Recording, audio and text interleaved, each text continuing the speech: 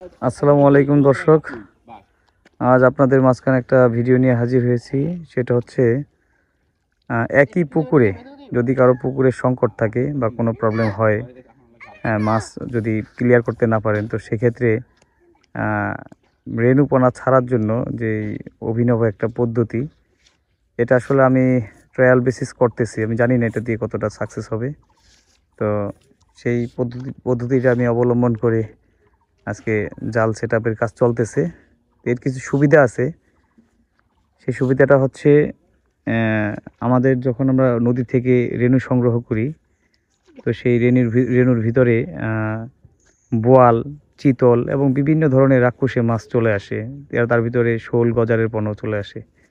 তো সেক্ষেত্রে যেটা হয়, এই পুকুরের মধ্যে যখন আমরা সেই ডিমটা ছাড়ি, পুকুরটাতে একবারে আমরা পরিষ্কার করে নিই, ক্লিয়ার করে নিই, কোনো রাক্ষসে মাছ রাখি না, মেডিসিন দিয়ে একবারে পরিষ্কার করা হয়। তারপরেও ওই যে নদী থেকে যেই রাক্ষসে মাছের যেই পোনাটা চলে আসে, সেইগুলি তখন দেখা যায় যে আস্তে আস্তে বড় হয়ে এই রেণু পোনাগুলোকে খাওয়া শুরু করে। তো একটা পর্যায়ে যখন আমরা জাল দিয়ে ওই পোনাটাকে দেখতে যাই, তখন দেখা যায় যে কিছু ওই বোয়াল, কিছু চিতলের পোনা এগুলা ধরা পড়ে।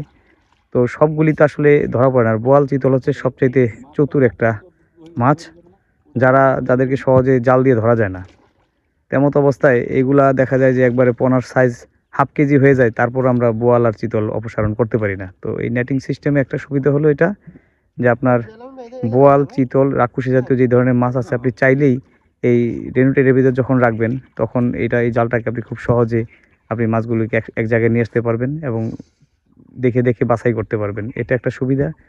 দ্বিতীয় নাম্বার সুবিধা হচ্ছে, আমাদের একটা পুকুরে মোটামুটি এই 40 থেকে 50 শতক একটা পুকুরে যদি আপনার জাল দিয়ে মাছ ধরতে হয়, তো সেক্ষেত্রে প্রায় 6 থেকে 7 জন লোকের প্রয়োজন হয়। তো সেই জায়গায় জাল টাল সব মিলিয়ে একটা 4 থেকে 5 হাজার টাকা খরচ হয়ে যায়। তো এইরকম করে তো আসলে এই রাক্ষসে মাছও বাছাই করা যায় না, আর এত খরচ আসলে বহন করাটাও টাফ। তো সেক্ষেত্রে আমি মনে করব যে যদি এইভাবে সাকসেসফুলি আমরা এটা করতে পারি, আমি আশাবাদী এখানে হয়তো বা হতে পারে। যদি হয়, তো আমি মনে করব যে অনেক খুব লো কস্টে, কম খরচে আমাদের রেণুর উৎপাদনটা আমরা করতে পারবো এবং রেণুগুলি আমাদের চাহিদা মতো, আমরা দেখা যায় যে আমরা 2 কেজি ডিম ছাড়ি, এতে পোনা হওয়ার কথা হচ্ছে 80 থেকে 1,60,000 থেকে 2 লক্ষ।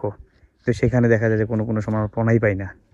তো এটাই বিভিন্ন ধরনের সাপ, ব্যাঙ, তারপর হচ্ছে এই রাক্ষসে মাছ, এগুলো সব মিলিয়ে এই পোনাগুলি আসলে আমাদের শেষ হয়ে যায়, কিছু এমনিতেই মরে যায়। তো দেখা যাক, আপনারা দোয়া রাখবেন। আর আপনাদের পরবর্তীতে এই ডিম ছাড়া থেকে শুরু করে এটার পরিচর্যা পর্যন্ত আপনাদের বিভিন্ন ধরনের ভিডিওগুলো আমরা দিব। আর এই নেটিং সিস্টেমে আপনারা উপরেও কিন্তু জাল দিবেন, এটাতে ভুল করবেন না, উপরে নেট দিতে হবে। আর চারিদিকে তো নেট দেওয়াই আছে, এটাতে সুবিধা, কোনো সাপ যেতে পারবে না, ব্যাঙ যেতে পারবে না। হ্যাঁ, আর রাক্ষসে মাছ তো চাইলে এখান থেকে আমরা 10-12 দিন পরেই যখন রেণুটা দিব, তারপর থেকে এটা বাছাই করে আমরা এটা অপসারণ করে নিব। তো ঠিক আছে, ভালো থাকবেন সবাই, সুস্থ থাকবেন। আর নিয়মিত আমার এই ভিডিওটাকে মানে পেতে হলে আপনাদেরকে চ্যানেলটাকে সাবস্ক্রাইব করতে হবে। আর বেশি বেশি করে শেয়ার দিন, লাইক দিন, সাবস্ক্রাইব করে আমার পাশেই থাকুন। আল্লাহ হাফেজ।